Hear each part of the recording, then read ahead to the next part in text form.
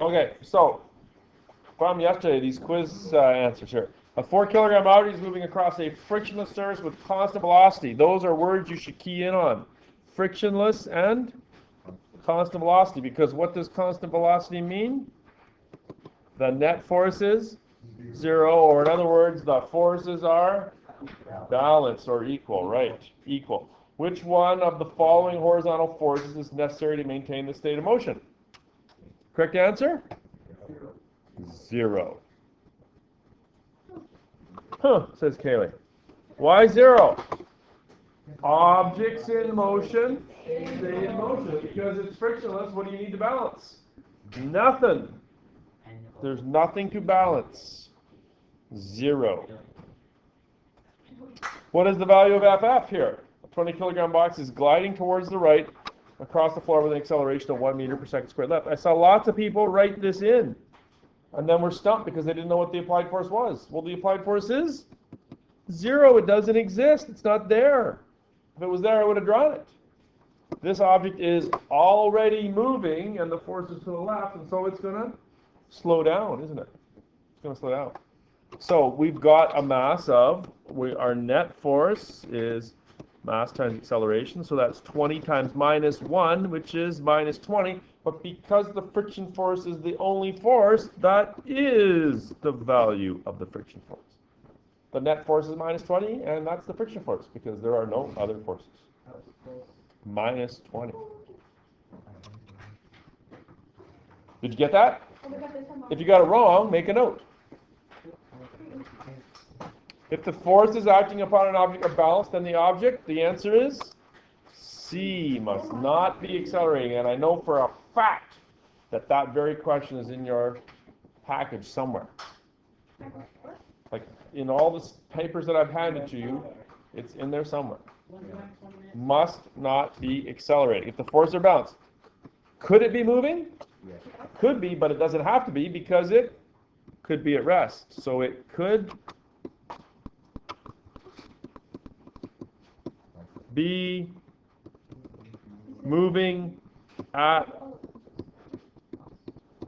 a constant velocity, or it could be at rest. Right? So it could be one or the other, and the only one that covers that is C, must not be accelerated. No change in velocity. A body of mass 15 kilograms rests on a frictionless surface and has 30 newtons applied to it. What acceleration is produced? Now, this is probably the easiest one of the bunch, right? It's frictionless. So the net force is the applied force, which is equal to mass times acceleration. 15 times. Oh, no, hang on here. So 30 is equal to 15a, right? We're solving for a. Yeah, right. Which gives us an acceleration of 2. I'm going to guess that almost everyone got that one right. I hope so. I don't have that data, but it's 2. The next one, cause some grief? No. 20 kilogram object will encounter 50 Newton frictional force when pushed across a horizontal surface. With what force must you push the object in order to maintain a, there it is again, constant velocity? So that means the forces must be balanced. The applied force must be indeed 50. Not in agreement. Oh yeah. Formula on this one. Eh? Yeah. Over again, I was like, I don't know. Exactly like Professor Fukuyama or whatever his name was there. Right? You guys trying to use formulas, just think. Fujimoto. Something like that. Automobile has a mass of 1,600 kilograms. What force is required to give an acceleration of 1.2 if there are frictional forces? Now this is a two-step one. I believe it's very similar to the ice cream truck example that was in your sample notes. We know the mass and the acceleration. That will tell me the net force. 1,600 times 1.2, which I think is 1920. Am I right? Now, do you just subtract 200? No. Stop and think. F net is applied force plus friction force. The net force is 1920. We're solving for applied force, and the friction force is minus 200. And when that goes to the side, it becomes plus, and you get 2120.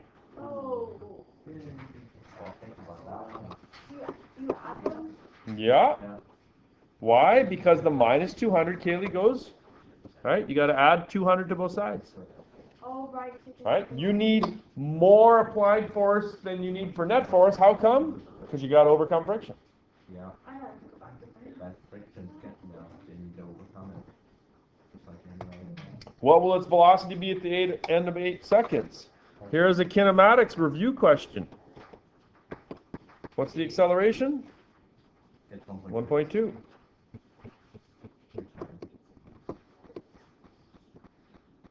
We're solving for delta V, and the time was 8 seconds, so you're going to multiply 1.8 times 2, and you get 9.6. 9.6. But that's just the change in velocity, Not the velocity. right? But because the VI is 0,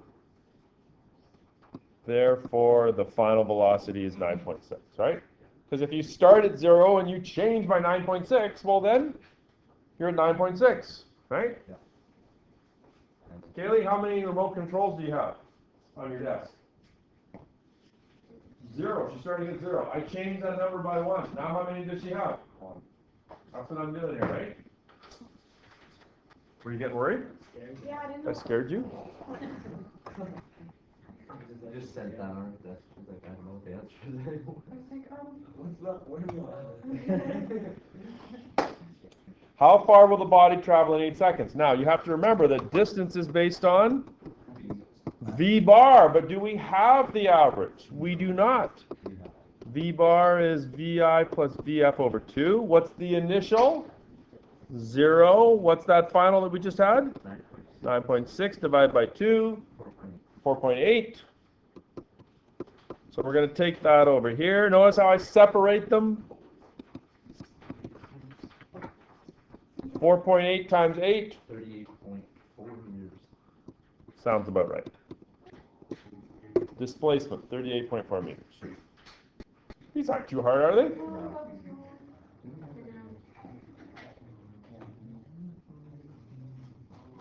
Oh my gosh, it's Friday today. Are you going to expect to see questions like this in your future?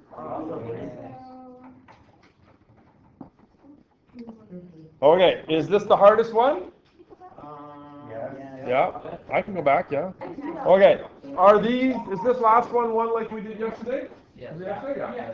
Right, so the first step is to Find your FA. find the FAX, right?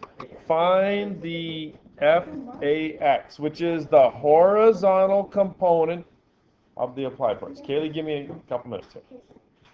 So that is equal to the FAX, the horizontal component, the X component of the applied force is equal to the applied force times the cosine of the angle, which in this case is 50 times cos 25.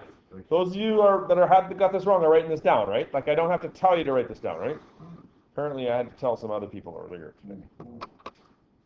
50 times cos 25, I think 46 point something. 45.3. We'll go with 45.3 T. 45.3. But is that the only force left and right? No, there's friction. So the net force is the applied force plus the friction force. 45.3 plus minus 5. Why do we do it like this? It's friction, so it's negative, and the net force is the sum of all the forces. So the add is really combine all the forces, right? So one is positive and one is negative. So we're combining them, and so because it's positive and negative, we can just go 40.3, right?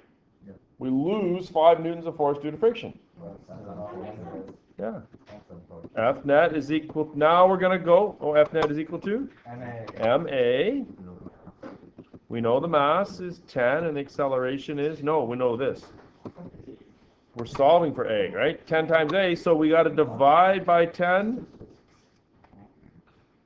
And you get 4.03. Now, I didn't realize that answer wasn't actually on your page.